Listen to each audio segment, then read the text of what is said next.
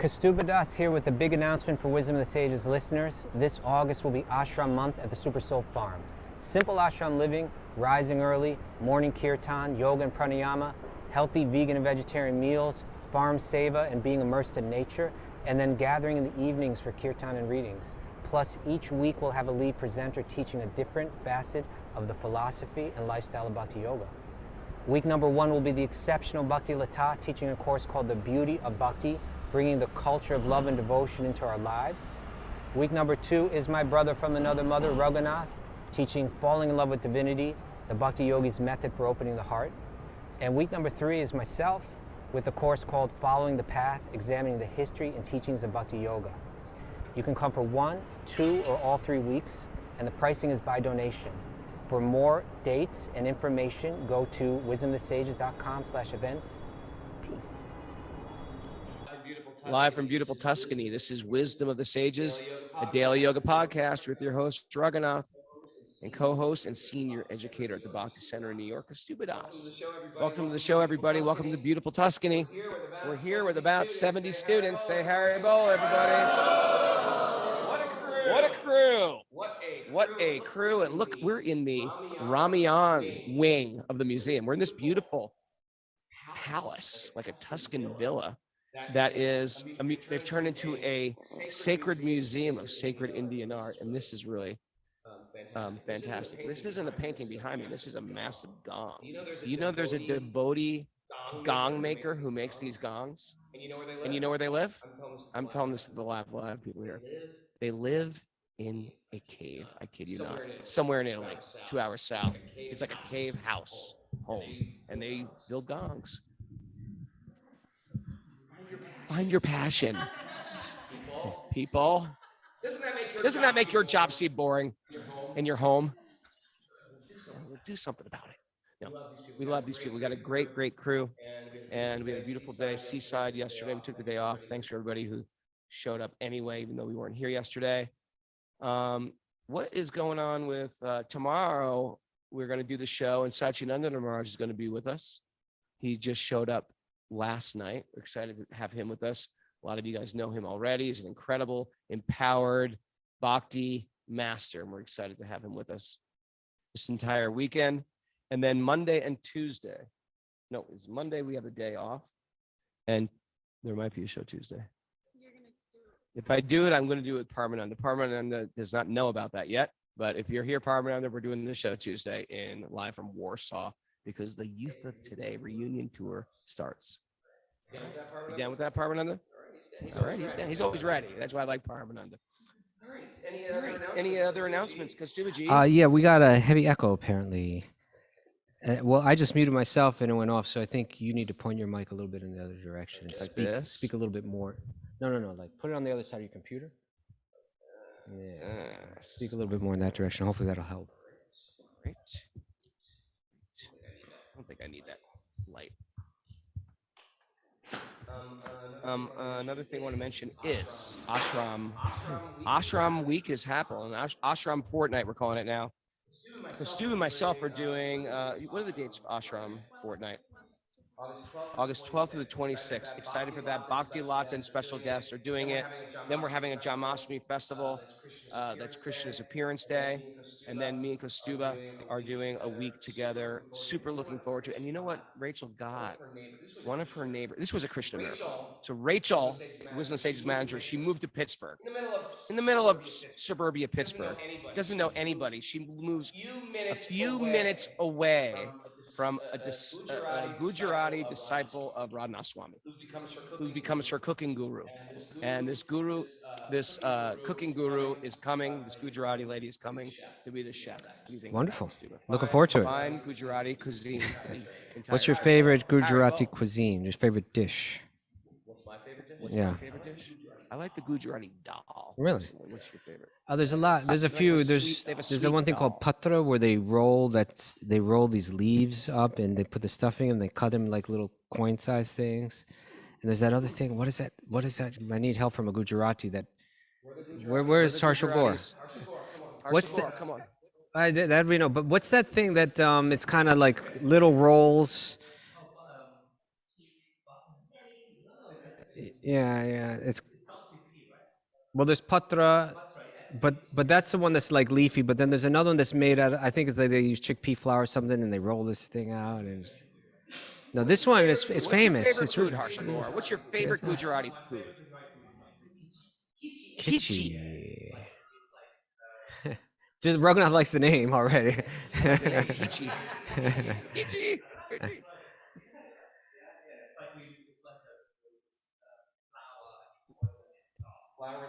Flour and Okay, oil. Sounds good. where's Rachel? We gotta get Kanvi. Kan, Nityananda Chandra that's it. says Kanvi. Kanvi. Yeah. Kanvi. Nityananda Chandra knows everything. Anyway, if you'd like to join us live on Zoom, we have a whole cool Zoom community that listen practically every day. It's like I know these people. As a matter of fact, half of them are here today. I know all these people from Zoom. Some of them I've never met in person, and some of us show up when we do retreats. We have a really wonderful community here. We have a lot of others out there. If you want to write to Wisdom of the Sages, if you want to get your questions answered for Questions and Answers Day, which is what's happening now, you can write into Mara over here. Wisdom of the Sages 108@gmail.com. All right, so it's question day. If you're listening to this on Facebook, I forgot to announce that. And we have a bunch of questions, but the questions are from all the retreat attendees today. It's cool. That, Kaustubha. You might even call some up if we're Maybe inspired. the Ginger Mermaid Goddess? Ginger Mermaid Goddess? Ginger Mermaid Goddess is here, aka Jyotima, aka Kelly Skinner, the Bright Light of Vermont. Come on up. Let's have a big round of applause. And if you're wondering why they call her Ginger Mermaid Goddess. Maid.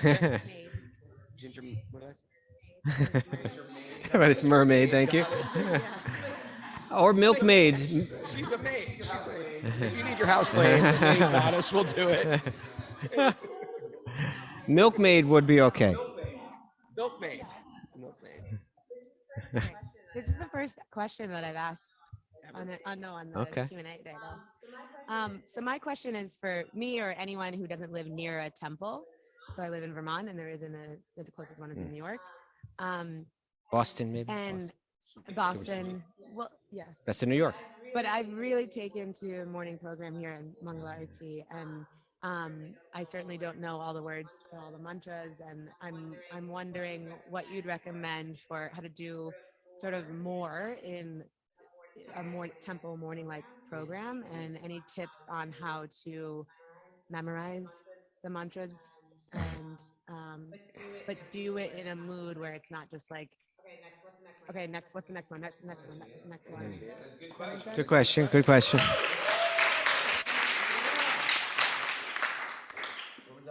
Yeah, go ahead. Sit here and Good answer. Thank you. You've changed my life with that answer. I sympathize with Ginger Maid and Goddess because I live in Mermaid. Ginger No, Maiden. mermaid. Ginger Maiden, I've been saying. Because I live away from a temple myself. And therefore, there's something about what you are, which is very powerful, which is you're isolated, yet you are, because I know you're very determined to practice bhakti. And it's hard to do without the currents of a community. And so what you do, and a person like yourself, you sort of create a community around you. Matter of fact, Cody, who came to the Kirtan school, she's just like determined, like, I'm going to make a community wherever, she's somewhere in Virginia. She's going to make a community. If you're isolated, you become the community, create the community. You will get special empowerment to create the community. And you can even announce, I'm doing Kirtan once a week, twice a week, once a month. Make the community. Step forward. When Prabhupada came to America, he told new people, newer than you, go to London, go to China, go and just start doing it. And guess what? How do you learn something? You learn more by teaching. You do a yoga teacher training course, you want to become good at it, start teaching what you just learned. Immediately. You become very empowered. But But there is something powerful about being around a community also. And so Ginger Mermaid Goddess, just call you Jotima. I like that one too. Jotima. Jotima is, we're staying at this beautiful estate, and there's this beautiful temple. And when you wake up early and go to that, you get a taste for that morning program. And you become eager. If you wake up like eager, I want to go see the deities when they open, and it gets excited. If you haven't done it yet and you're staying in the building, go there for the morning program to get that feeling. And that's why they call it the Mangala Arati. The Arati is the worship, and the Mangala is like the auspicious time of day when all materialistic people are sound asleep, and only the people that are eager to see Krishna, they wake up and go. So if you want that, you can do it at your house. And you could set up your own little altar at your house, and you could learn these prayers and these mantras. I remember when Paramananda and myself, we would go on tour with the band, we just set up a little altar, and we'd have our little morning program where we go through the whole, all the songs. And the songs are great because they encapsulate everything that's very potent in bhakti, which is the worship of Guru. What does that mean, the worship of Guru? The appreciation that we're getting stuff from other people. Not like I'm just some self-proclaimed spiritual guy. I'm getting it by the mercy of people who've walked this path above me, and I want to give that appreciation to the Guru. Then there's the right? That's the Guru Vastakam, right? Then there's the appreciation, the Hare Krishna mantra, right? Which is a very powerful mantra to sing first thing in the morning when you wake up. The worship of Tulsi, which is very powerful. Tulsi is considered a pure devotee. Worship of the pure devotee starts to empower you. Then there's the worship of Lord Nrsingadev for protection, to see Nrsingadev in our life. Then there's Srimad Bhagavatam. We do that one, Wisdom of the Sages. So these are very potent things to have in your life. And they're, Janavi's father, Kripa Moya Prabhu. If you go to Spotify, go to Kripa Moya, he did the whole morning program. And you can follow along with those words, and you can learn all the words. And it's so easy. What's the app? I know there's an app. App for the songs from the standard songs. I don't know. Mara's got it. She always whips it out. Vaishnav Songs app. You could Google all those songs as well. What do you think? Was that a good answer? Yeah, I mean, that was great. And, it's just really what the question, when I hear that question, it makes me think that you and I need to get more developed and bring on more team members and really provide more resources for people that are listening to Wisdom of the Sages, so that you'll know exactly where to go. Like, we'll have a video for you, and we'll have, different resources for you to learn all these things, explain the meaning of them, explain how to do them. I think we got to get better at that. So we're going to be working towards that. Oh, thank you. Thank you, Jyotimas. Kelly Skinner.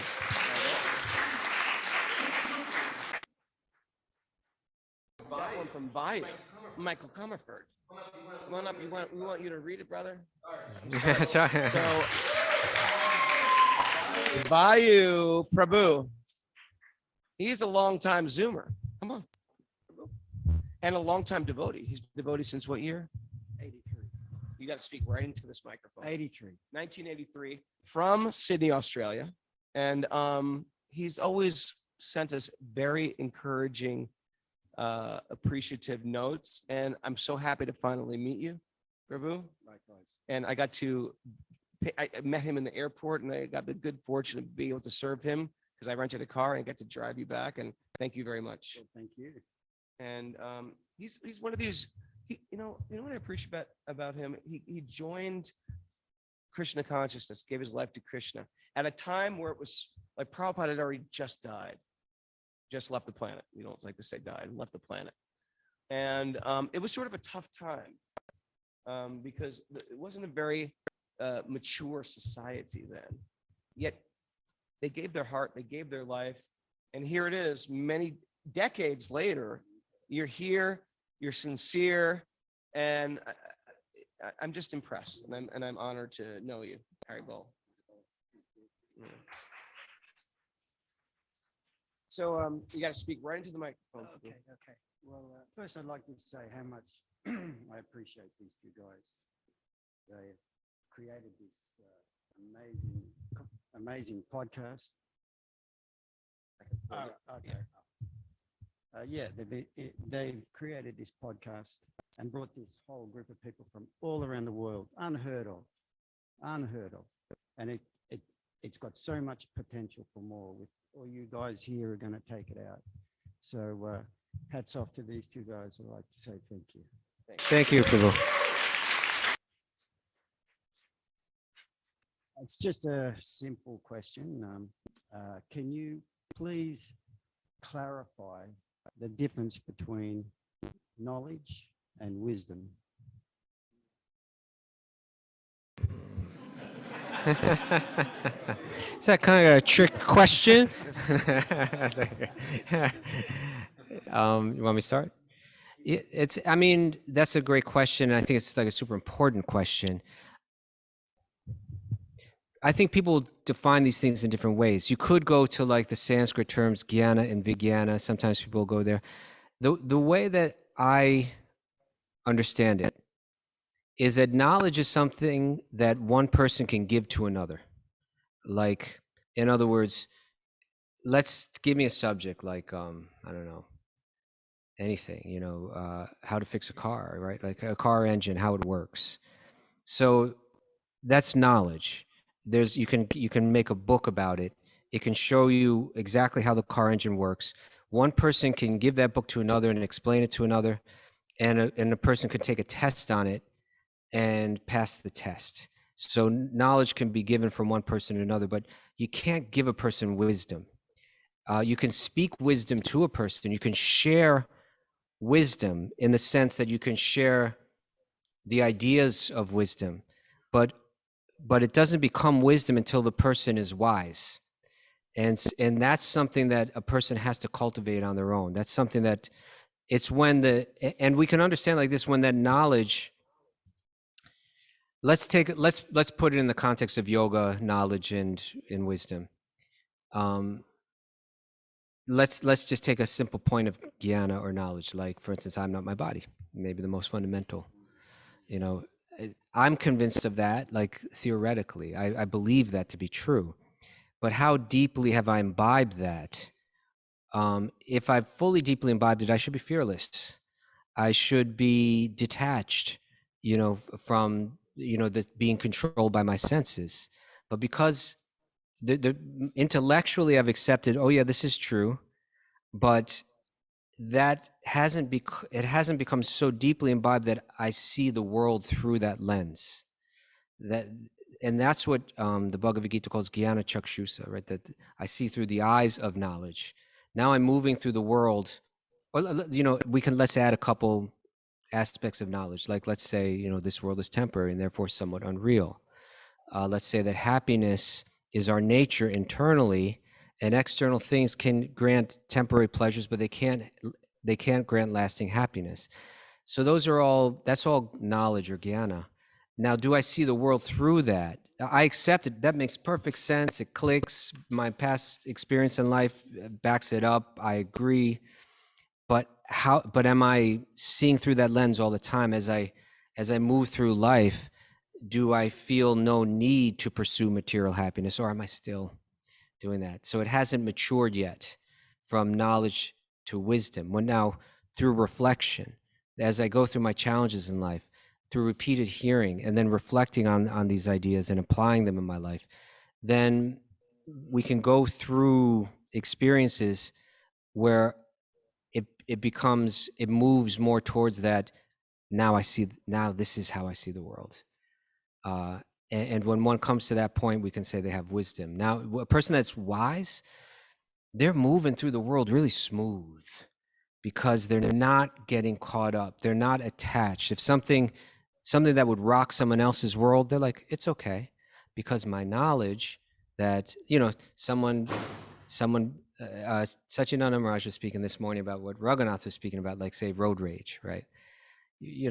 One person, there's a little traffic inconvenience, and a person becomes furious. So it means they definitely don't have wisdom. They may not have knowledge either. I may have the knowledge that this isn't important, but in that moment I get lost. And I don't have wisdom. But when you're wise, the little things don't bother you. The things that seem like mountains to most people seem like molehills to you. You know, you have a very firm foundation that my happiness isn't dependent on these external things. It's too hot one day. You know, it's really hot here right now in Italy. You know, for a lot of people, it's like, oh God, it's hot. I can't take it anymore. It's hot. But for a wise person, it's like, yes, it's hot. We know it's going to be hot. It's the summertime, and then it'll become cool again. And that's the way the world works. That's already taken for granted. Now they're moving through the world smoothly. Now they have a mind that can be focused deeply spiritually. They're not being rocked back and forth all the time. So wisdom manifests in things like even-mindedness. Whether it's hot or cold, I'm okay. Whether I'm being praised or whether I'm being criticized, I'm okay. I know that's the nature of the material world. I'm not getting rocked by it. So equipoise, even-mindedness, seeing the soul in every living being, the conviction that my happiness is something that is within me, that has to simply be uncovered rather than something that will be found externally. These are, Bhagavad Gita presents these as aspects of wisdom. And in the Gita will define a person that has that wisdom as a sage of steady mind, Stita Dhir Muni. So that's how I understand wisdom. It's if you put a gun to my head and you gave me like a textbook and put a gun to my head and said, we're going to give you a test on this next week, and if you don't pass it, we're going to kill you. You know, like I could say, okay, I'm going to learn it. You know, but you could put a gun to my head and say, become wise. That's you can't give that to a person. It's got to be cultivated. It's got to be ultimately granted by God. But it's something that an individual has to develop on their own with the blessings and the help of others. But it's still an individual thing that one has to cultivate. That's how I understand. You remember a Dixie Riddle cup? Dixie Riddle cups. Somehow, Cups you get little children disposable cups, and they have a riddle on them, and then the answer is in the back. So that can be Guyana, but not Vigiana. No, my point is, here's my Dixie Riddle cup answer to that. Make it. Car, very difficult to build a car. Figuring out how to build a car, that's knowledge. Where to drive the car. Okay. That's wisdom. Dixie Riddle cup answer. Thank you so much for Thank you. Bye.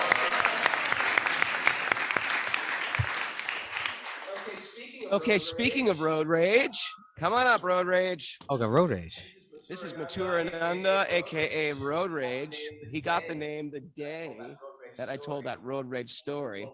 And he told me, he's like, yeah, I'm always in road rage driving around Croatia. He's here with his identical twin brother named Velcro. Velcro and Road Rage, a couple of very tall Croatians. Go right into the microphone. You can hold the mic, actually. Yeah, I do have a question. When we arrived, you talked about the 6 pillars of bhakti, and which are very, very beautiful. I will not criticize. I will tolerate. And I was wondering, because as I move through the world, I see so many things that are wrong, so many things that might, that I don't want to tolerate. For example, people killing animals. So how do I become peaceful and how do I tolerate? And because I'm surrounded 90% of the time by people who are doing things that I found fundamentally wrong, over the years, there's this danger of developing this mentality, kind of like justified. You justify to yourself, oh, I'm finding faults because I need to correct these faults in people. Because they need to become, more tolerant, they need to become vegetarian, they need to practice spirituality and things like that. So my question is how to reconcile this. I want to become more tolerant, but how do I, balance this? Good question. People on Zoom, it says like I have a horrible echo. Anyway, if I have an horrible echo, I apologize. Great question. There's so many inappropriate things going. We're supposed to just tolerate that and not change anything. I think the yogic way of change is we take full responsibility. And we spoke about this yesterday in class. We take full responsibility for our actions and we lead by example. And sometimes we share how we feel also, right? We're also very well aware that those things that people are doing that we don't like, very often we were doing them a moment ago. So before I start hating somebody for doing something incredibly inappropriate, I have to realize what good would, someone was kind to me to inspire me to share with me. So if I can develop some tolerance just to see that people are in a particular place right now in their consciousness and set an example for them, for these great souls, like our guru's guru, Srila Prabhupada. He came to the West and he didn't do any type of vigilante tactics for animal rights. Yet I can safely say he changed the hearts and the minds of tens of thousands, if not millions of people, just by his activities and his teachings and his demonstration of seeing with equal vision all beings. And I think that's huge. So there is some type of tolerance. We, as devotees of Krishna, we tolerate the way a person is, and we tolerate their past, and we see their potential, right? If someone didn't do that, I wouldn't be here. I know when I got into bhakti, I was, and oftentimes still am, a hot mess express. And so, but there's been people who've been just kind to me, and they didn't judge me for my behavior. They didn't judge me for my past. I don't like when I see people holding people to something that they were 10 years ago, 20 years ago, or even judging people for where they are and shouting at people and calling out people and how dare you do that. To me, that's just not the way to spread love, is through shame. And if you don't believe me, parents, try that at home. See if that really changes your child, shaming them to change. It doesn't work. I think we have to see some greatness in a person and really fan that flame. And you're not going to be able to change the entire world, but you can change yourself, and you're part of the world, and therefore the world itself will change. And these things won't happen overnight, but they will happen to the degree that I get serious about my life. And I change myself, not with shame either, but I change myself with love, and I change my vision of the world. What do you think about that, Road Rage? Sounds like you're saying I have to work on myself and not on the others.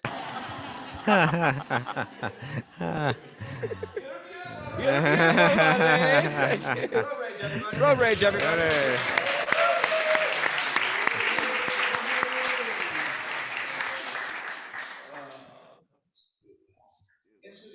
Guess who we got next, Kaustubha? And you're never going to believe who we have next, but I'll give you a hint. She's 8 years old. Little Karuna. Karuna in the house. Come on, take a seat.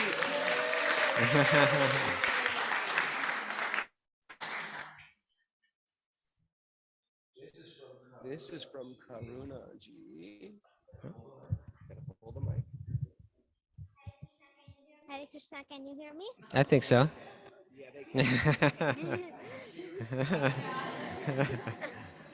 Get even a little closer if you, yeah.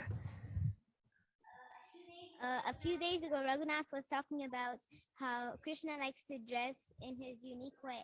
So my question is, how do the priests know how to dress Krishna in the way that he is usually dressed without being able to see him? That is a very great question. Did everybody understand that? You want to repeat it? Okay. Krishna dresses in a very unique way.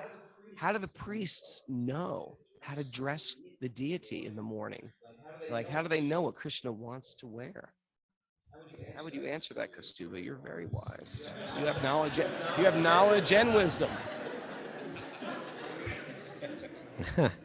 No, that's a good question, Karuna.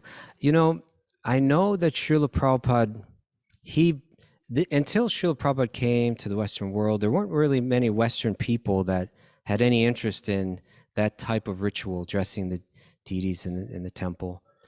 But he showed how to do it, and he taught it to his disciples. It's actually a very powerful form of meditation. It's really transformative. It can really transform one's mind and heart. It can bring one's mind to very beautiful thoughts. And it can assist anyone that walks into a temple to see the form of Krishna decorated, dressed very beautifully. It can help uplift the thoughts of others. But Srila Prabhupada was, one thing he emphasized was, when you do this practice, one should be careful to follow carefully as it's been handed down, for centuries. It means that you don't concoct ideas, but you try to make all the offerings consistent with what pleases Krishna, the way that he's dressed and so on. So how Krishna's dress is described many times in the Srimad Bhagavatam and other similar books. Like, for instance, let me ask you, what does Krishna wear? Like, does he wear pants? He wears dhoti, because we read that in Srimad Bhagavatam. Sometimes even tells us the color, right? What color does he often wear? Or his dhoti? Yellow, yeah. So it's not that he has to be dressed every time yellow, but we don't dress him in a pair of Levi's, or we don't try to be cute or creative, but it's more of an idea. There's full creativity is there, but it's creativity within certain boundaries.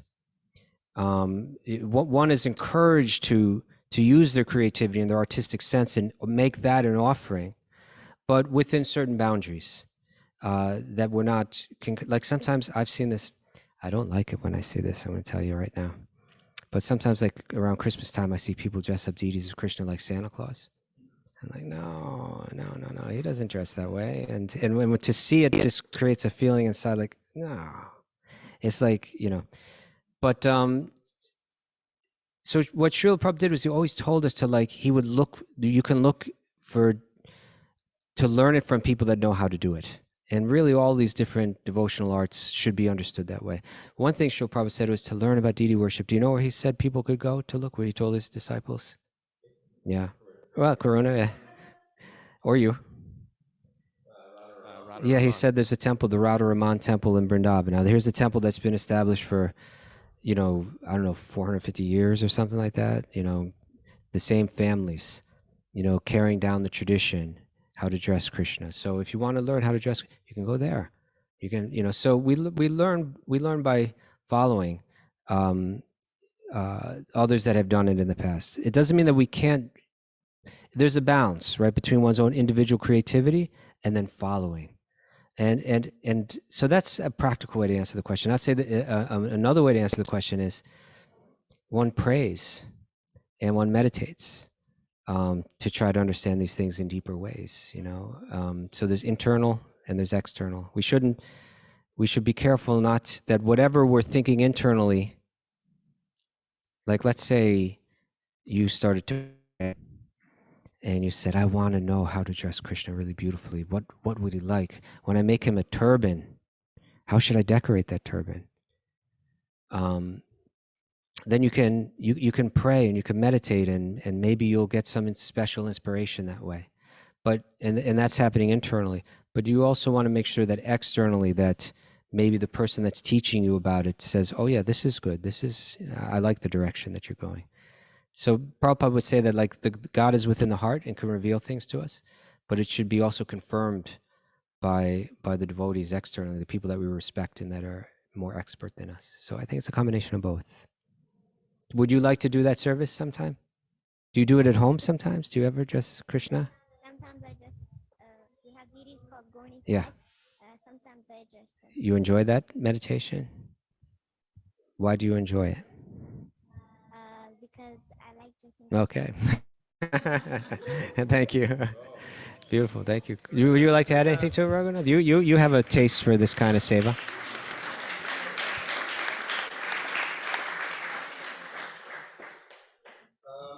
If I was to add anything, I would say sometimes if you are a pujari or if you do worship a deity, then you get to know the desires of the deity also. It's a real relationship. How do you Deity's find not out? stone. How do you find out, Raga? He speaks to The you. deity inspires you also. You spoke of the parameters you're supposed to follow and the prayer, and the deity will inspire you. The deity is, you put yourself in the deity's shoes, so to speak, in their chappals, in their sandals, so you feel like it's very hot today. My Lord is very hot. How can my Lord be cool? How can I cool off my Lord today? What should my deity? Sometimes it's where I live is very cold.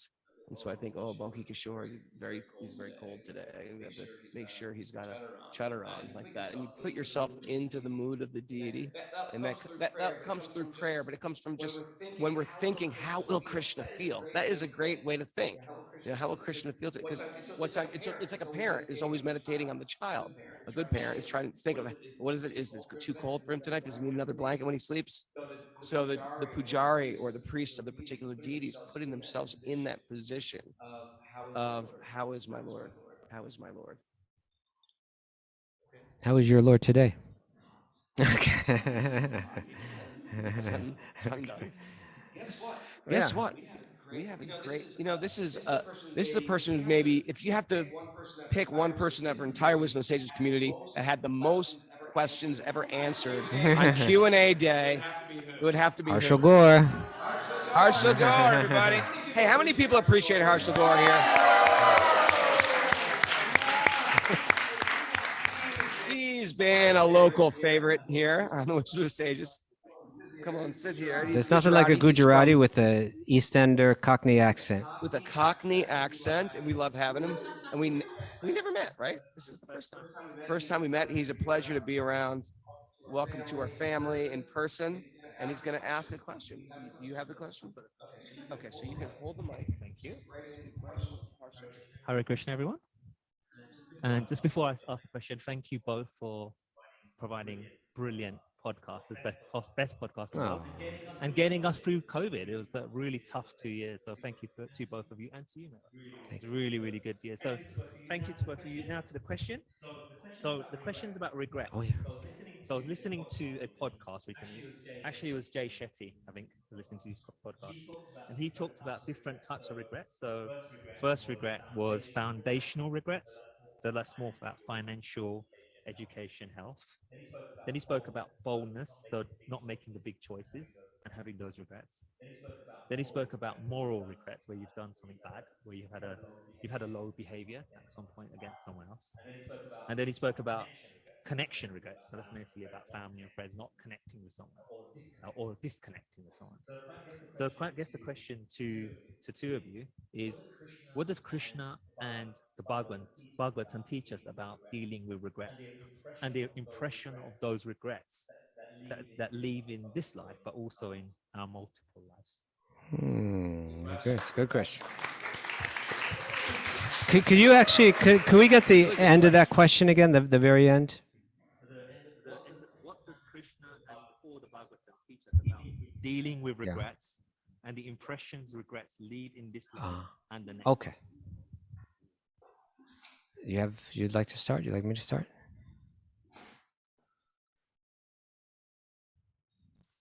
The obvious problem with regrets is I can continually beat myself up, perhaps for decades, for something that went wrong, my poor behavior, my bad attitude, my bad upbringing, a bad choice, etc. And from the beating of myself up,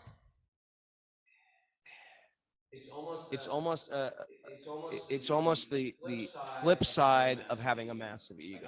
Like I'm the worst and I'm the best is the flip side of the same coin. But that doesn't mean we should just get rid of the past. If I can use the past to change, like I like to. Well, this is a box recovery group thing. Where's Gina? Okay, she's in Samadhi. Leave her alone. Lest we forget. They have this saying in 12 steps. Lest we forget. Right? So lest we forget, we have to meditate on what we've done in the past, lest we forget.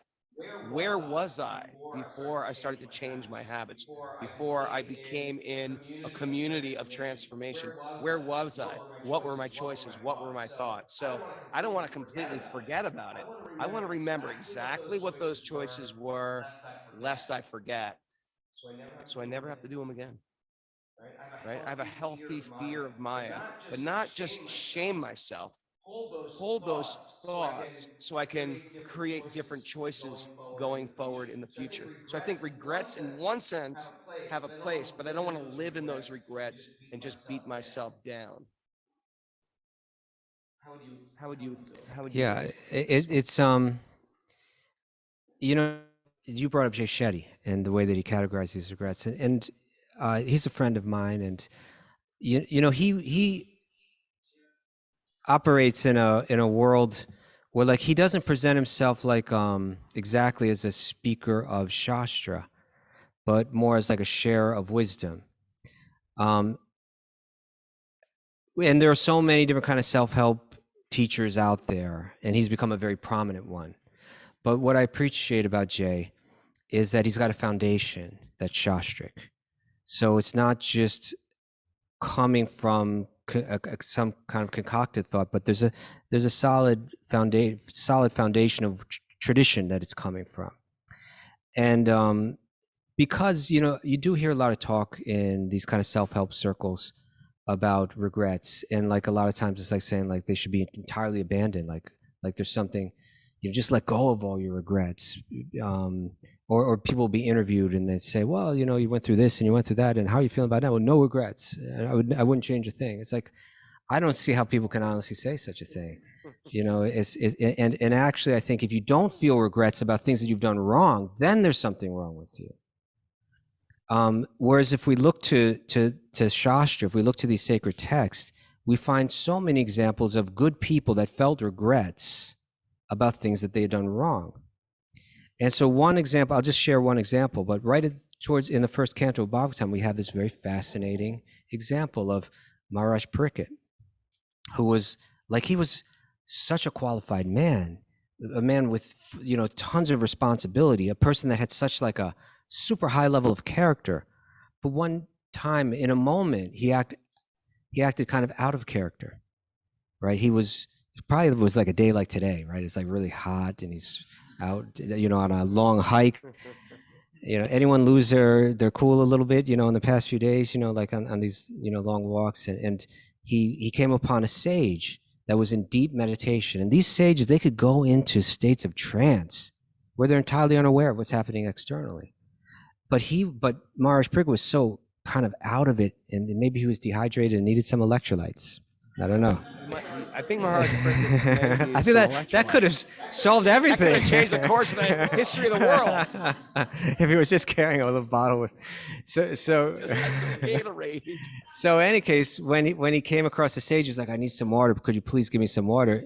The sage was in trance, and he didn't respond. And he took offense to that, which was out of character. And then he did something very out of character. Normally, he has such respect for the sadhus, for the yogis, for the sages. But in that moment, he acted out of character. And there was a dead snake lying nearby. And with his bow, he picked up that dead snake. He wrapped it around like a garland around the neck of the sage. Just kind of like to say, oh, okay, well, you've got your hospitality from me. Well, here's some hospitality for you. Here's like a snake garland for you. Yeah. And then when he was on his way home, he kind of got it back. Maybe he had some water and he began to stabilize, and he began to regret what he did. And I'll just read one verse. This is the first verse of the 19th chapter of the first canto of Bhagavatam. And then I'm going to read Srila Prabhupada's commentary, which is just very short. But it says that while returning home, the king felt that the act he had committed against the faultless and powerful Brahmana was heinous and uncivilized. Consequently, he was distressed. There's a word here, sudormanaha, which means like he was feeling, su, I think like increases something, right? Like it's very, right? Durma troubled, and manaha, mind. His mind was very troubled by thoughts of how he had behaved. And now, is that a bad thing? If we're thinking, I want my mind always to be peaceful and happy, then we might think, oh, that's a bad thing. Just let go of all regrets. And as Raghunath was saying, it's a fact we can have a mind that's full of regrets when it's not even really necessary or appropriate. It may drag us down. But regret is the proper response to improper behavior. And so in the commentary, Srila Prabhupada writes, the pious king regretted his accidental improper treatment of the powerful Brahmana who was faultless. Now, this is really important here. Such repentance is natural for a good person like the king. And such repentance delivers a devotee from all kinds of sin or bad karma accidentally committed. The devotees are naturally faultless. Accidental sins committed by a devotee are sincerely regretted. And by the grace of the Lord, all sins unwillingly committed by a devotee are burnt in the fire of repentance. So you and your question led to how does this affect our future lives and so on. So if we don't feel regret for our own improper behavior, then the karma that we'll receive a karmic reaction. We have to be corrected one way or another. We can correct ourselves through proper and rational feelings of regret and burn that karma away and purify the effects of that from our mind. Or we could say, I don't care, and then you'll have to accept the correction down the line in the form of some reaction. So that repentance, it's something in the right context. It's a very healthy thing and a very purifying thing. Those are my thoughts. I like that. Good? Thank you, Harshal. Harshal Gore, everybody. Harshal Gore. Harshal Gore. Let's do it. I got. Oh, time? Any other time? Oh, well, let's. Okay. We got time for one more. Yeah, he's got two. I've got one here, and you can choose which whenever you prefer to do. I'm gonna pick whatever one's easier. Okay, let's see. It is in the Bhagavad Gita from Vedic origin. What's your response to people who collect that claim that the Puranas are not truly? And we could deal with that if you want, but if you want the other one, that's fine too. We can. Okay, I have a question from Amarananda Prabhu. Where's Amarananda? This is This guy? Get over here. Get over here. No, not me. This is one of the nicest guys in the world here. Linda says when Kaustubha mutes his mic, when Raghu is speaking, the echo goes away. Yeah, that means because you're speaking towards my mic. Okay.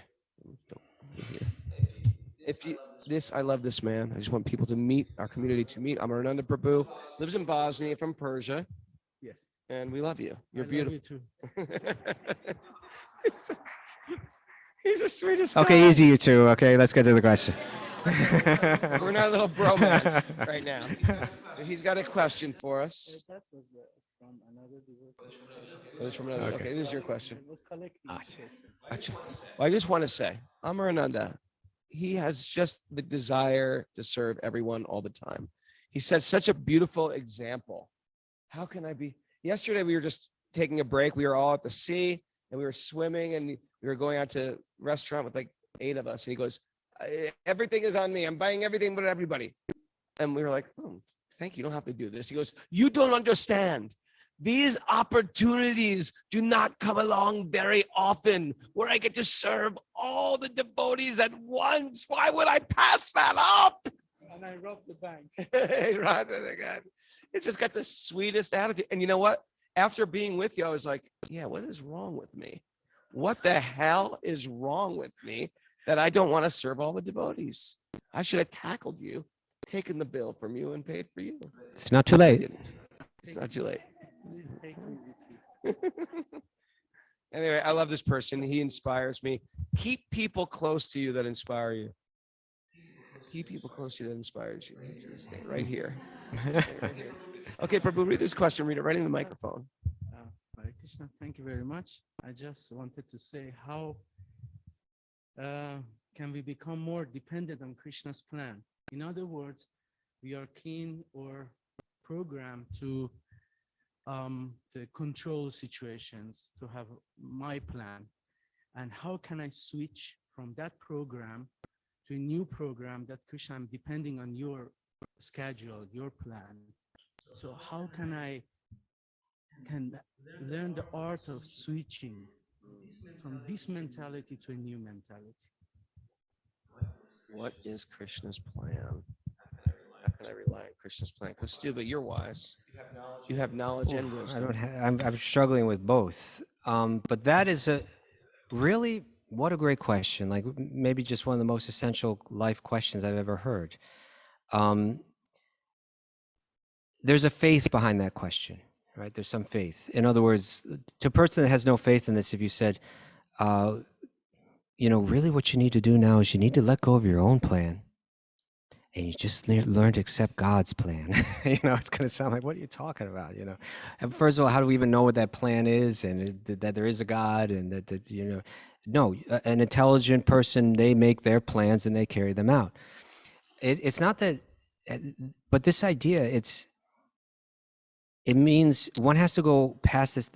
I would consider that a very superficial level of thought, and that there are potential deeper levels of thought, right? That I get it how a person could see it that way. I have no problem. But I also believe that there are deeper thinkers in the world that see it differently. And the superficial person, the deeper thinker's thought may appear irrational or bizarre or something, but it's just because they don't have the realization that other person has, right?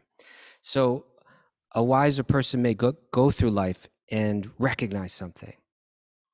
Like recognize that I've been struggling in a certain way. I do plan A, and I get a certain result.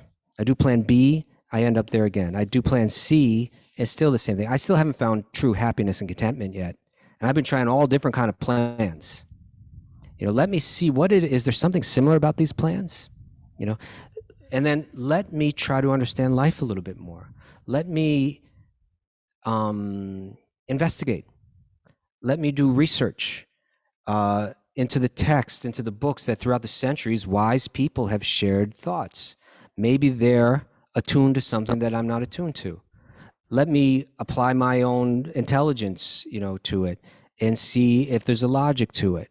Let me see if when I read what they say, it seems like it might apply to my life too. I think of this story sometimes, and I know we've told it on the show before, where Srila Prabhupada was being massaged once on the veranda of the Lotus building in Mayapur, in India. And so one of his disciples was doing the massage, and there was a little bird that I guess it was building a nest, like in this little hole in the wall that was like right near where Srila Prabhupada's head was.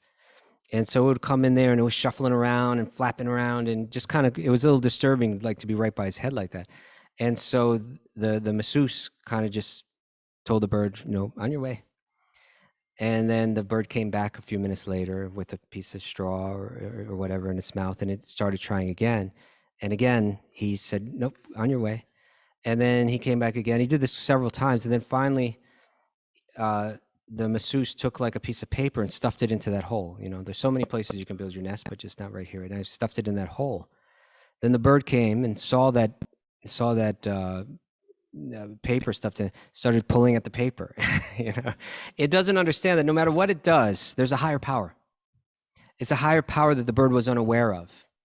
Plan A, plan B, plan C, none of these are going to work.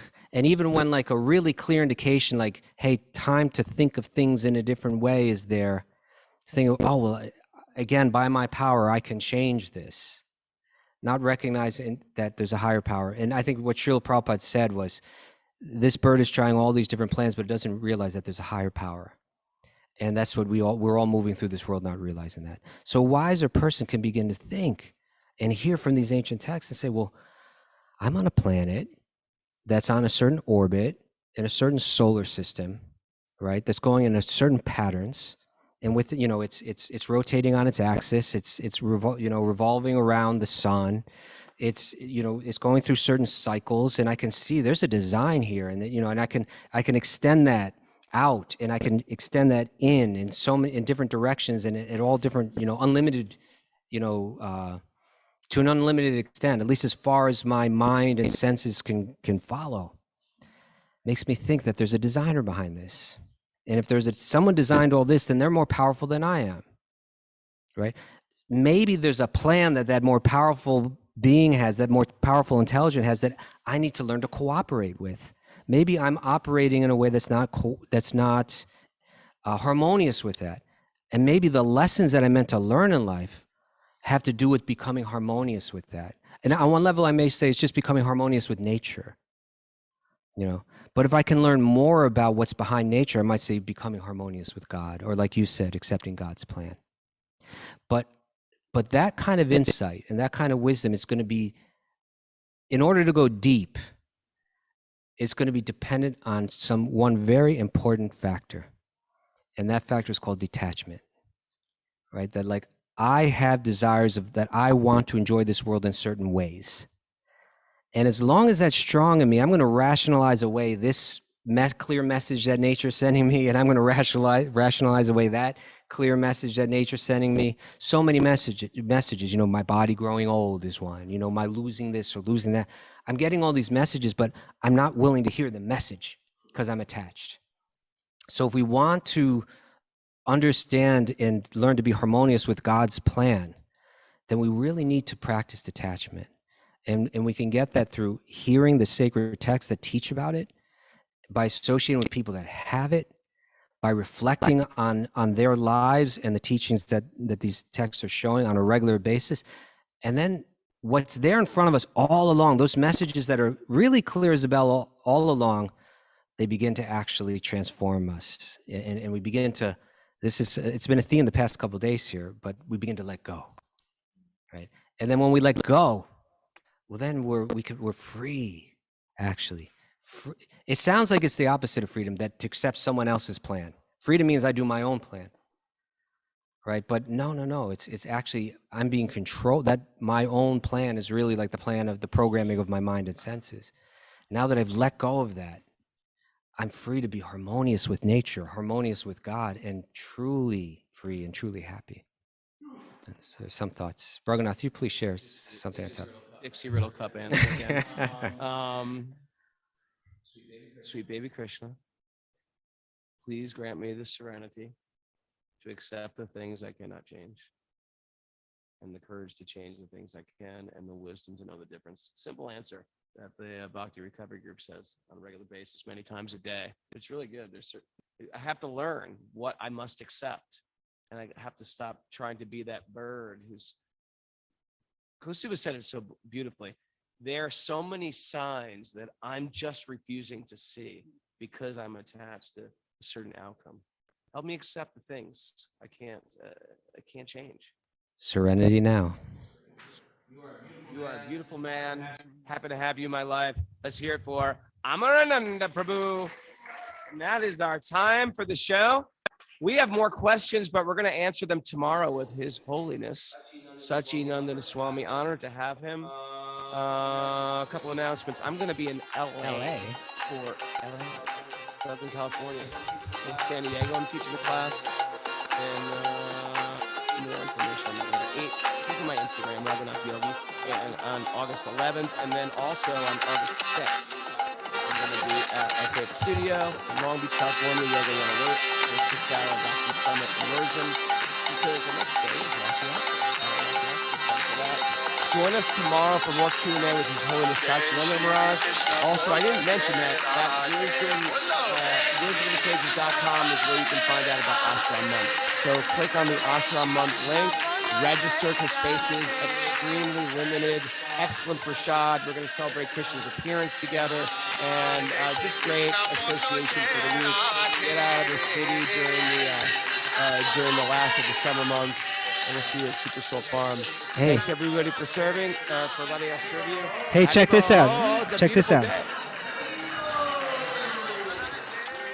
I just got a message from Rachel. She said 282 people registered for Sage groups. Wow. And we've been able to place 240 of them so far. So it's about over 280 people. It's wonderful. Huh?